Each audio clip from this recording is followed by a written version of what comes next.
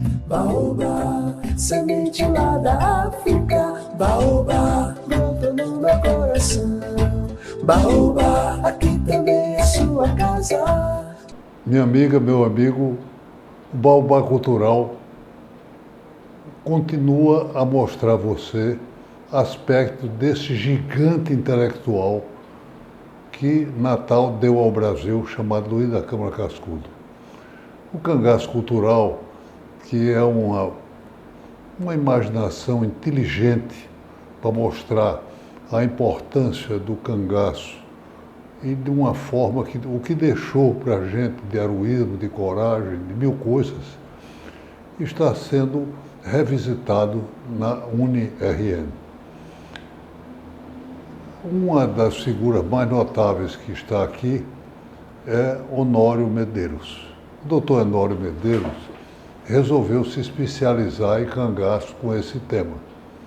Um dia eu fui convidado pelo juiz Mossoró para participar de um júri simulado. E julgar nada menos de Jararaca. E queria que eu fizesse a acusação, Honório faria a defesa. E para mim seria muito fácil mostrar que um bandido da pior espécie que andava no bando de Lampião, que fez todas as maldades do mundo, seria condenado.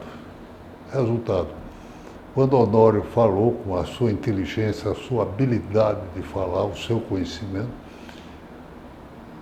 o júri absolveu por 6-1. Eu tive um voto, desconfio que foi um voto mais de amizade do que um voto, porque eu estava em Mossoró, onde Jararaca continua a fazer milagres e toda a ordem lá, sepultado que foi no cemitério da cidade. O fato é que o cangaço tem uma grande importância. Câmara Cascudo escreveu magnificamente, em Flor de Romance Trágico, sobre um cangaceiro fantástico de Patu, a cidade heróica de Patu, com um jesuíno brilhante. Mas, meus amigos, eu trago para vocês, novamente, esta figura que a gente participou do encontro com Camila, neta de Câmara Cascudo, e Daliana também, sua neta. As duas que, com o irmão, tomam conta, trabalham, produzem no Ludovicos, que é a casa de Câmara Cascudo, valorizando a sua cultura, o seu saber, a sua inteligência, a sua enorme generosidade com o Brasil. Veja aí que vale a pena a louvação de Cascudo, a homenagem a ele e mais. Você lendo Cascudo fica com orgulho de ser brasileiro. Convidamos o querido presidente da Academia Norte Rio Grandense de Letras, Diógenes da Cunha Lima. Satisfação, Diógenes, tê-lo conosco. Vocês não podem imaginar a emoção que eu estou ladeado pela presença de Cascudo, que é aqui as suas netas. E netas que eu não vi nascer, mas quase. Quase. Ele tinha todo o carinho, a maneira de chamar. Um dos nomes, minha filha Karenina, que está aqui, ontem me ajudou a ver uma coisa que eu nunca procurei saber. Ele me chamava meu Blue Evil. Muitas vezes ele dizia Blue Evil. E Blue Evil parece que é Blue Evil Eye. É o olho vigilante, é o olho grego. Era como se eu estivesse prestando atenção ao tempo todo. Ele me chamava o Diabo Azul. O Diabo Azul. Era o jeito dele de brincar e de fazer. Às vezes enchia o meu peito, que ele dizia, Diógenes da Cunha Lima, uma cunha forte e uma lima doce. Mas quando chegava a hora dele sair, ele disse, vou abaixar no outro terreiro. E a mão assim. Era para sair na hora, não tinha mais conversa, porque ele estava pensando já em estudar.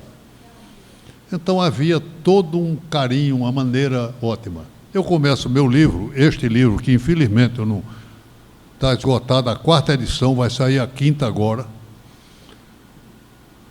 Esse livro eu comecei conversando com a Anália, que me recebeu quando eu tinha 13 anos. Meu pai dizia uma coisa que eu repito: você gosta de literatura, você vai para Natal, lá tem um rio chamado Luiz da Câmara Cascudo, e o resto é tudo em riacho. E eu cheguei e verifiquei que era tudo riacho mesmo, até hoje. Mas Cascudo, a Anália me recebeu, cheguei lá, 13 anos, toquei a campainha. Anália, eu quero conversar com... O professor está ocupado. Ah, nada, ele estava dormindo ainda, que era 11 horas, meio-dia. Eu digo, não, vai dizer ele que eu vim de Nova Cruz, quero conversar com ele. E eu vim para conversar com ele. Ele me recebeu, me deu bumbum, não, chocolate sonho de valsa, que ele guardava, depois eu vi que ele guardava para as netas não comerem, passava a chave na gaveta. Ah, controlava, era também Mas o fato é que era o tempo todo assim, o tempo todo brincando. Ele tinha o lirismo sem limite. De manhã ele acordava e dizia, tinha uma trepadeira lá que tinha uma flor, acho que era botão... Dedal de ouro. Bom dia, flor. Dava um bom dia à flor para começar o dia dele. Era cheio dessas coisas maravilhosas, do bem sentir, da alegria. Conto ainda outra história deliciosa.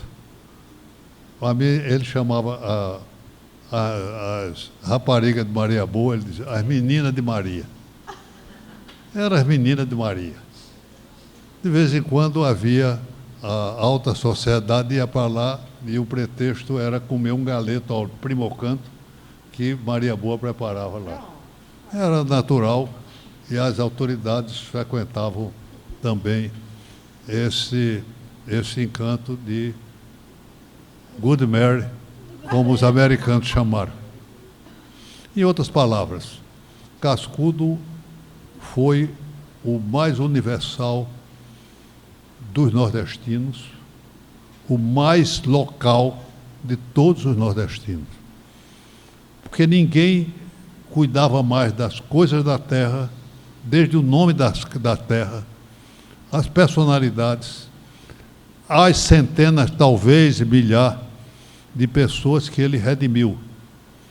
E ele usava de Manuel Dantas, que ele gostava, uma expressão, sombras que tiveram nomes, para dizer das pessoas que ele resgatava com o perfil, contando história de pessoas que ninguém imaginaria que sobrevivessem para a história. Cascudo é uma presença absolutamente indispensável aos norte-riograndenses, porque é o nosso orgulho, é a nossa maneira de ser, é o bem-querer. É um bem-querer ilimitado, é o que nos une a todos. Eu presido uma academia há 37 anos, me reelege de 2 em 2 anos, os irresponsáveis acadêmicos, já deviam ter botado, mas criado por Câmara Cascudo. E ele me estimulou para lá. Mais ainda, na minha candidatura, o voto era secreto, e ele mandou, o meu voto é para Diógenes da Cunha Lima. Então, Veríssimo de Melo, que era cupincha dele, apaixonado, se alguém tem o atrevimento de contestar esse voto, ninguém contestou. O voto dele foi válido, mas escrito dizia. De Veríssimo de Melo, ele brincava sempre e dizia o seguinte, Veríssimo era tão magro que conseguia passar entre um pingo de chuva e outro sem se molhar. Ele dizia magro e ágil. Passava no meio do pingo de chuva. Também dizia outra com Veríssimo que ele se escondia atrás de um i. Era o tempo todo brincando com a vida, mas ao mesmo tempo com a seriedade do pesquisador. Daquele homem que não tinha limite na pesquisa, na análise. Ele me mandou, ele estava escrevendo o livro História dos Nossos Gestos, me mandou verificar a pose de ficar de cócora, na Feira do Alecrim. E eu fui. Depois fiquei chateado porque eu soube que ele mandou vários outros. Ele queria conferir. E eu cheguei e fiz a pose para ele, ele achou, mandou fazer mesmo. Primeiro ficou sobre os artérios, assim, eu digo, essa é a pose do jogador de futebol. E tem a da mulher cozinhando, que é juntando a bunda no calcanhar. Ela fica mexendo as coisas, essa é a pose de cócora. Mas ele mandou outras pessoas pesquisar. Gostava disso. Era o jeito dele de conferir. De conferir, para não ser de primeira linha, de primeira observação. Vamos conferir para saber se a realidade é esta. Ele tinha... Uma vez eu cheguei e disse, professor, o senhor não está muito prestigiado na universidade. Ele disse, por quê? Porque a universidade hoje a tendência é a esquerdinha. É todo de esquerda e o senhor não é marxista. Ele disse, mas eles estão enganados.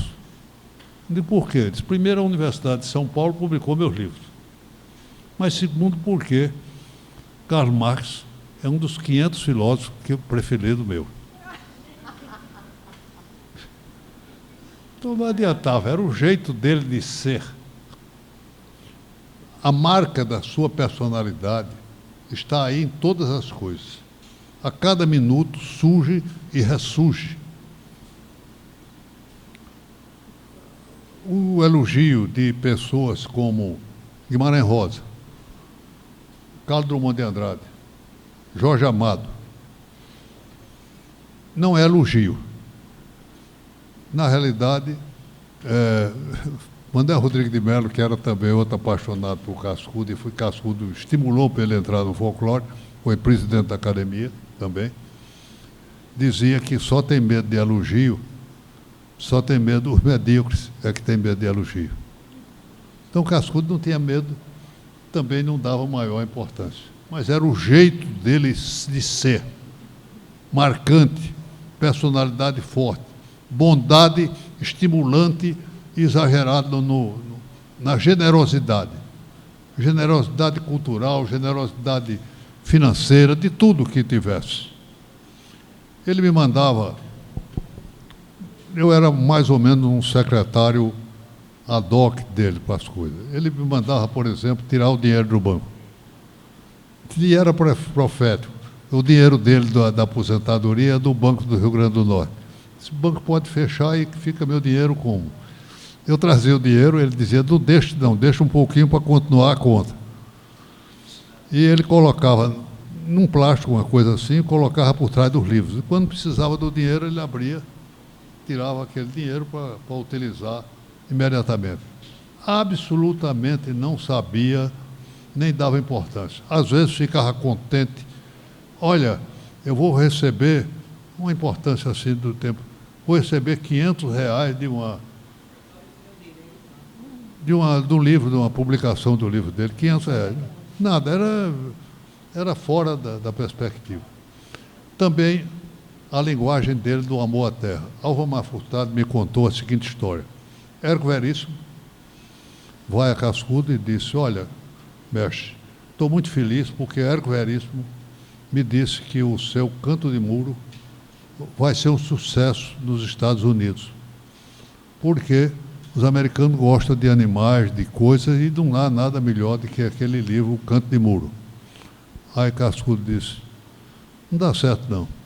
Não dá certo por quê? Meus bichos é de fundo de quintal, não sabe falar inglês de jeito nenhum. E não publicou lá. Não sabia falar inglês, os bichos dele, tudo analfabeto, local, tudo brasileiro, sem fazer. Podia contar 1000 histórias de Cascudo aqui a vocês, mas o tempo é ingrato, é uma marca. Eu tenho que sair daqui, acho que está na hora, não. Ainda dá um pouquinho. Posso contar mais história de Cascudo, porque cada dia há uma relembrança. Ele continua mandando em mim, dizendo as coisas.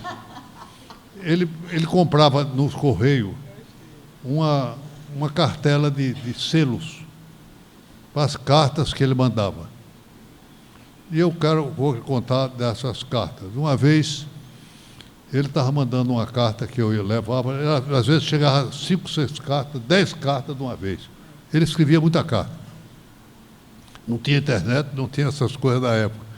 Ele tinha que se comunicar e saber, era uma maneira dele checar.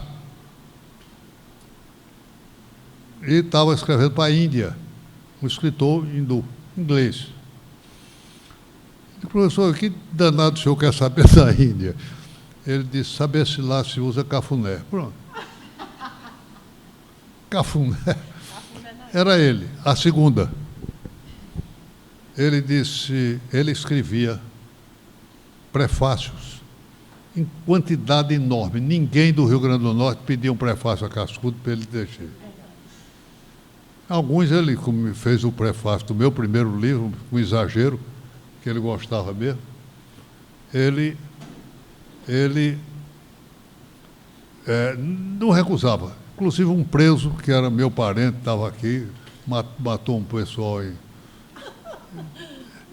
lá no interior, e fez um livro de poemas, e ele prefaciou, disse, olha aqui, estou prefaciando seus parentes. Bom, mas teve uma, disse, aqui eu não sei. Era um poeta interessante, na época famosíssimo, chamado J.G. de Araújo Jorge. E ele disse, não, eu não estou me sentindo bem, não sei fazer, não. Como é que eu vou responder a ele que não é que eu não gostei, eu não percebia o sentimento poético dele e tal. Não deu certo. Lá para as tantas eu chego lá, ele está fazendo na máquina, na Hamilton, uma carta para meu caro J.G. de Araújo Jorge. A sua poesia está muito além do meu entendimento. Merece todos os louvores e tal. E a carta acabou a história, não vou fazer. Era para dizer, não vou fazer o prefácio. Mas fazia cartas a muita gente, por exemplo, a Guimarães Rosa, ele chamava Sagarana, que era o título de um livro de Cangaço, de Guimarães Rosa, que ficou mais famoso com o Grande Sertão Veredas. Mas Sagarana, ele chamava Sagarana e fazia carta. Começou a correspondência, quantas cartas lá tem de resposta? 15 mil. Pense, as cartas que ele recebeu são 15 mil. E olha que Cascudo não deixava de carta sem resposta e sempre procurava saber as que recebia. Então tem mais do que isso por aí afora. Muito mais do que isso por aí afora que Cascudo mandou. Muitas vezes era aconselhando, orientando, dando uma visão diferente, dando uma visão patriótica, digamos, no sentido mais alto da palavra, dando uma visão patriótica à pessoa. Eu estava lá também quando chegou uma figura fantástica que era R. Magalhães Júnior. Famosíssimo porque era um dos redatores, o mais famoso da revista Manchete, e havia um livro dele,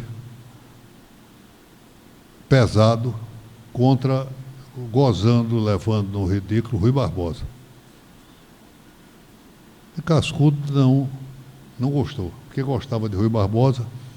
Contou ele, disse, olha, Rui Barbosa está comigo desde o tempo de estudante.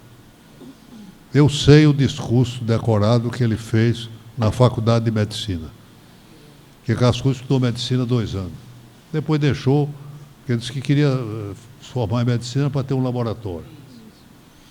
Mas aí ele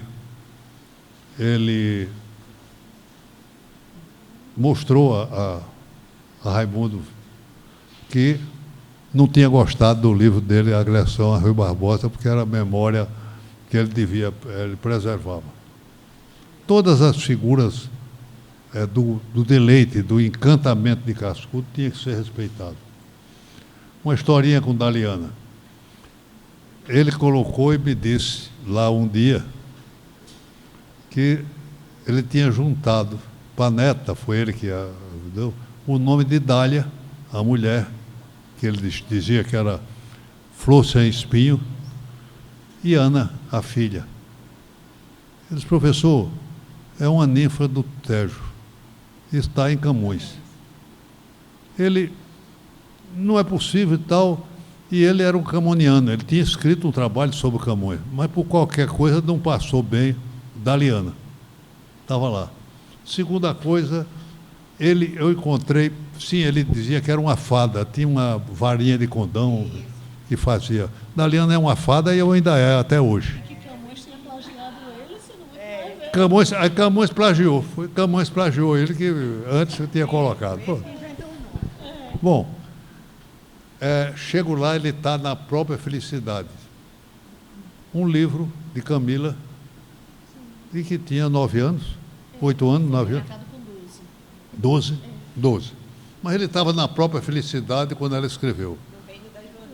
E eu, no meio, como personagem do livro dela. Pô, a maior honra de quem está presente com essa família, acho que não podia, não. Havia todo o tempo. E Niltinho, que não está aqui, podia estar, eu queria dizer que eu levei a Ana Maria para dar uma volta, ela grávida, e ela disse, você está balançando esse carro, porque o meu carro era velho, era uma rural velha, você está balançando, meu menino nascer apressado. Foi Niltinho. Outra história dele com Ana é que ele era formal também, quando queria ser. Ana pegou algumas coisas dele, a formalidade. Tinha uma eleição na OAB, e eu pego Ana, levo para a OAB. Quando desci do carro, subi lá, Ana, ela dentro do carro. Aí eu, Ana, aí fui lá, estava esperando um cavalheiro abrir a porta. Um humor sarcástico que o Justinho Isso era o jeito dela, o sarcasmo, a brincadeira da maneira de ser, que Cascudo também era puxado dele, porque ele era cheio de coisas. Cascudo tinha uns amigos extraordinários. Teve um que eu escrevi sobre ele, um amigo dele, que ele morreu, ele escrevia da Espanha, e ele escrevia, descorrespondia. E morreu esse amigo. Ele teve notícia depois. O que é que ele pôde fazer? Pegou umas flores amarelas, levou para o Rio Potengi e disse, leve a minha saudade. Outra dele, Fernando Luiz, o filho, grande jornalista, compositor, figura brilhante, deu a ele gostava, uma taça de prata, né? É um cálice. E um dia eu chego lá, ele está comemorando o aniversário de Verlaine, fumando charuto e tomando conhaque naquela taça, num cálice que precisava, porque Verlaine, ele admirava a poesia de Verlaine. Somente Cascudo era capaz dessas coisas magníficas, extraordinárias. Conto para terminar e eu vou me embora, você já deve estar louco para ficar livre de mim.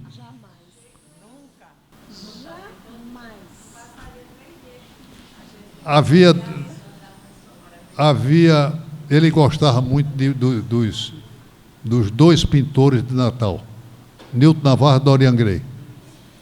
E ele pediu para o Cangaço para defendê-lo lá. E mandou pintar nas duas portas, banda de porta do gabinete dele, a Dorian pintar Lampião e, do outro lado, Nilton Navarro pintar Maria Bonita. Dorian pintou e Nilton irresponsavelmente não vai lá. Mas Nilton fez outra coisa, levou para ele uma gaiola com um passarinho, bêbado, com Albemar Marinho, que era outro boêmio incrível. E Cascudo chega lá e diz, você está me dando um canário, etc. Disse, não, vim lhe dar o direito de dar liberdade ao pássaro. Ele abriu a porta, o pássaro voou. Era o que eles queriam. Ele perdoava Nilton Navarro com todas as honras e as maluquices dele. Era também encantado com a verve popular, o jeito popular de ser. Zé Areias, que ele fazia questão de colocar no plural, o nome Areias, sim, com S, e não Zé Areia, como se chama, famoso, estava sempre lá. Zé Areia fazia uma homenagem a Cascudo diferente de todo mundo. O que era? Se metia, estava Cascudo escrevendo no birô dele, se metia debaixo, tirava a chinela de Cascudo e colocava umas meias de seda que ele trazia e ia embora, sem dizer nada. Era a homenagem que Zé Areias prestava à Câmara Cascudo. Meus amigos, deixo com tristeza o auditório, porque tem outro compromisso e é com minha mulher, que é a autoridade para mim, quem manda em mim, e eu estava me esperando aí fora. É um compromisso, mas sei que vou deixar vocês em melhores mãos, que são de Daliana e de Camila. Meus carinhos, um abraço.